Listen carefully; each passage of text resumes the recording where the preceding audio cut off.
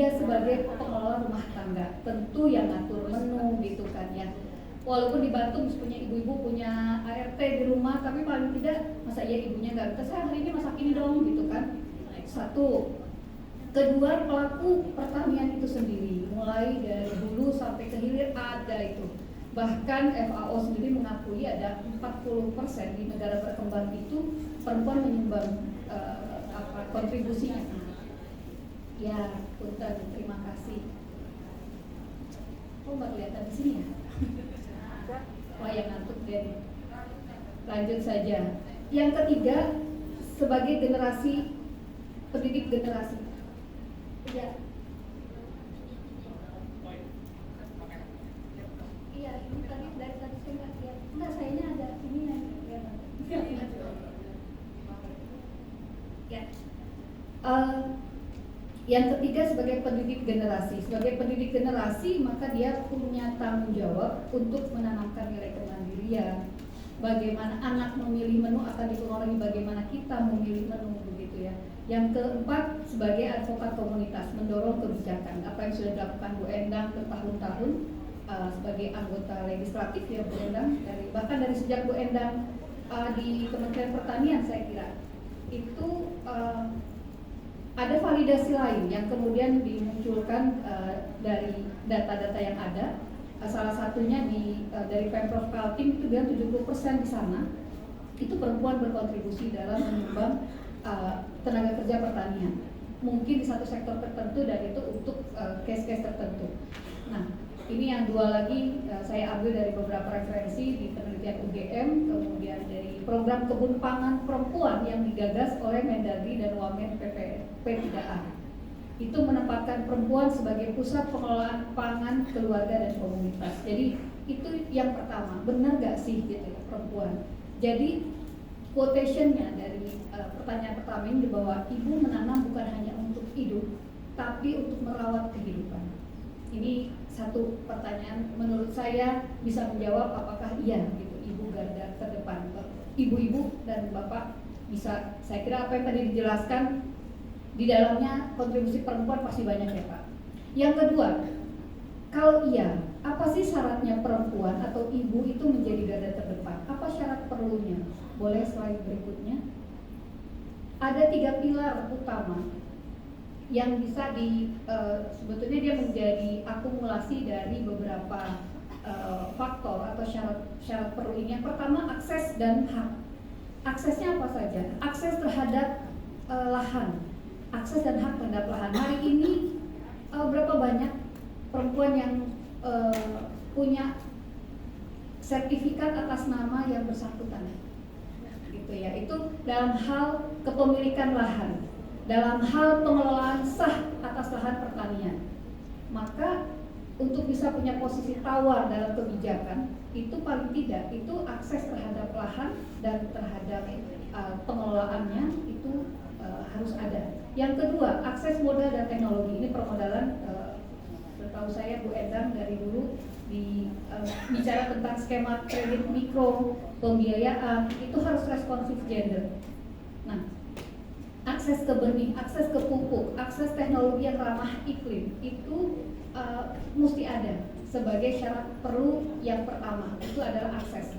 Syarat perlu yang kedua, itu kaitannya dengan pengakuan dan dukungan.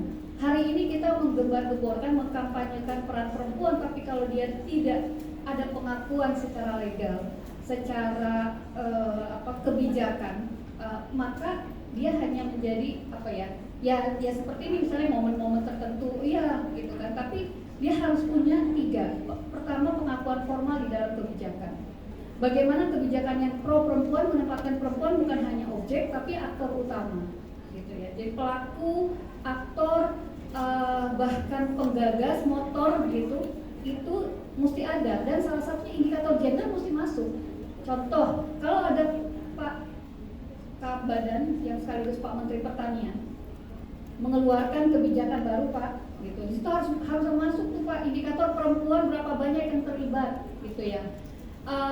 Saya pernah nulis walaupun belum selesai, saya bilang bayangkan kalau ada kebijakan Pak Menteri misalnya mengubah satu pangan pokok di satu daerah, mengubah dari jagung menjadi singkong misalnya, atau balik dari singkong selama ini menjadi jagung.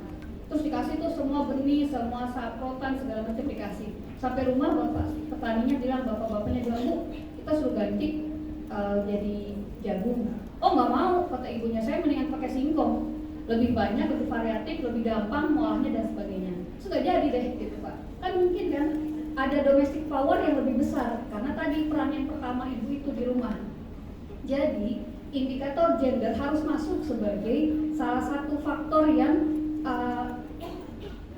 bagian dari indikator kebijakan, keberhasilan dari kebijakan ketika perempuan dilibatkan dan berpartisipasi secara signifikan. Yang kedua, dari segi pengakuan dan dukungan itu harus ada penguatan organisasi dan solidaritas. Kita di Wanita Tani, ibu-ibu yang mungkin punya organisasi perempuan yang lain, saya kira kita perlu penguatan real dan finansial di sana supaya bisa menjadi sah gitu, kemudian perempuan menjadi garda terdepan tadi. Kalau tidak, ya dia cuma jadi parfum gitu ya istilahnya, sekali sebentar harus hilang gitu. Nah, jaringan operasi tadi sudah disampaikan KDMP ya Bu Endang, Pak Tri juga. Saya kira maka kita butuh solidaritas kolektif.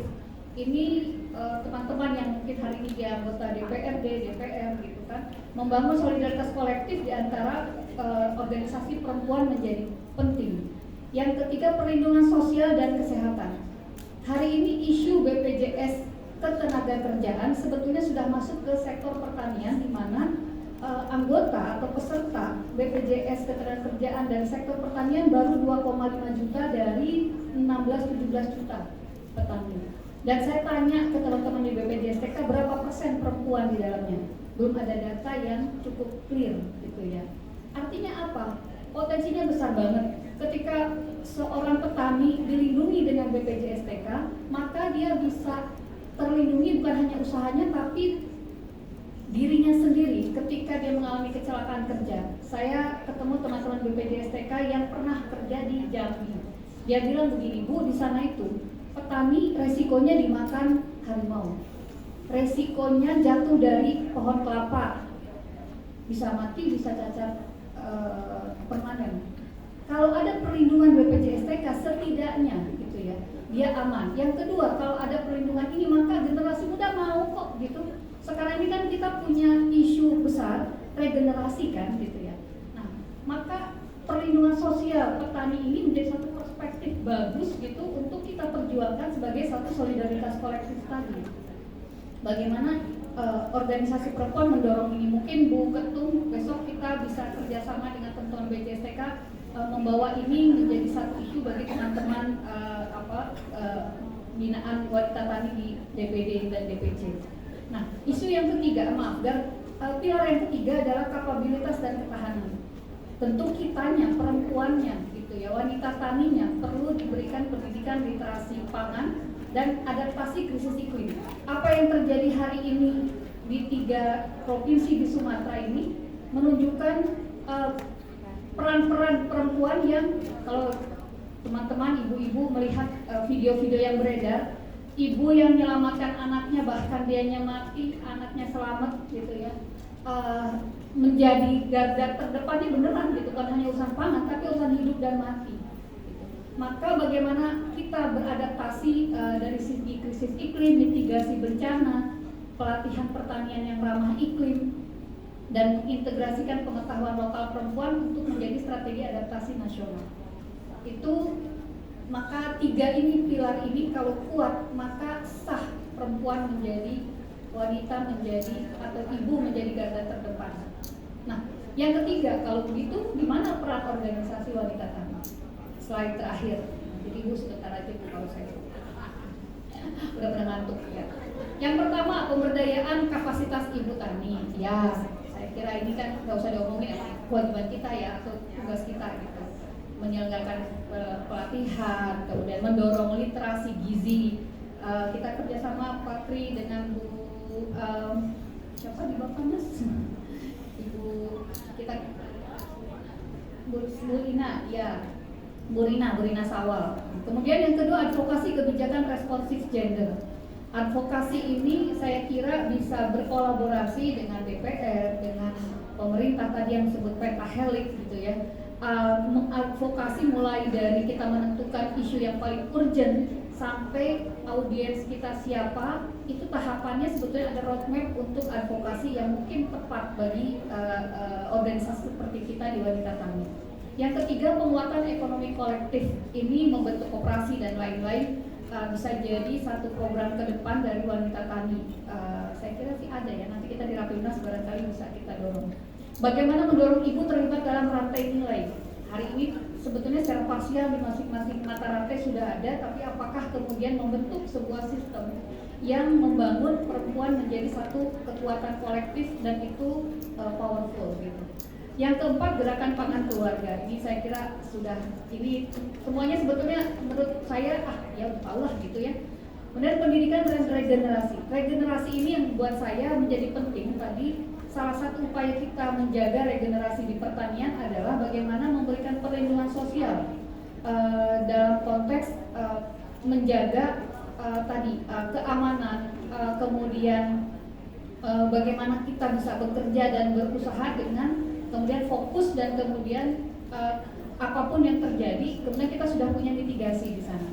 Nah, yang terakhir itu riset dan dokumentasi peran ibu.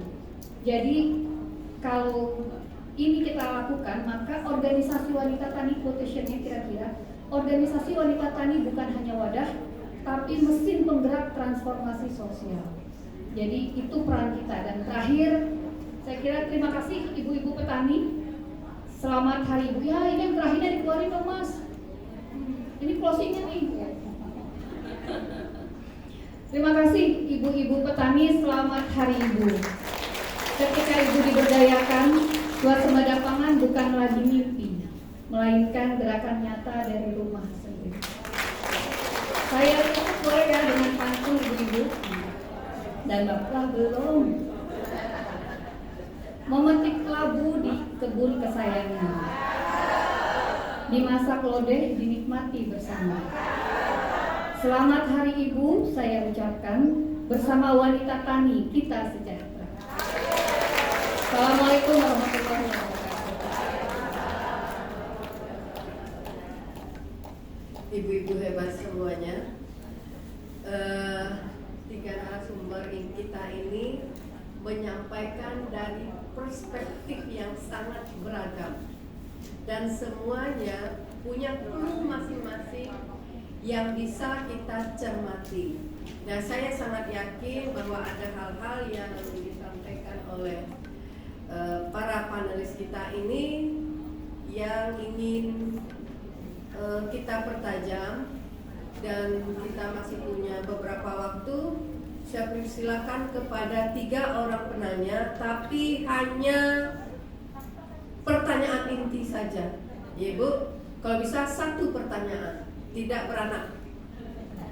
Dia kadang kalau bertanya ini 1 orang, tapi 5 pertanyaan. Ya Bu ya, kita komitmen. Hanya untuk 3 orang bertanya. Saya mulai dari sayap kanan dulu, depan saya. Sebelah kanan ada. Oke, Ibu dari Jateng, kemudian Ibu yang baju merah, ya monggo. Terus Ibu yang di tengah, nah tengah yang ini di samping Mbak Encok. Nah yang itu, oke. Ibu dari Jawa Tengah dulu, sebutkan namanya ya Bu dan dari daerah mana. 1 pertanyaan saja Bu, silakan.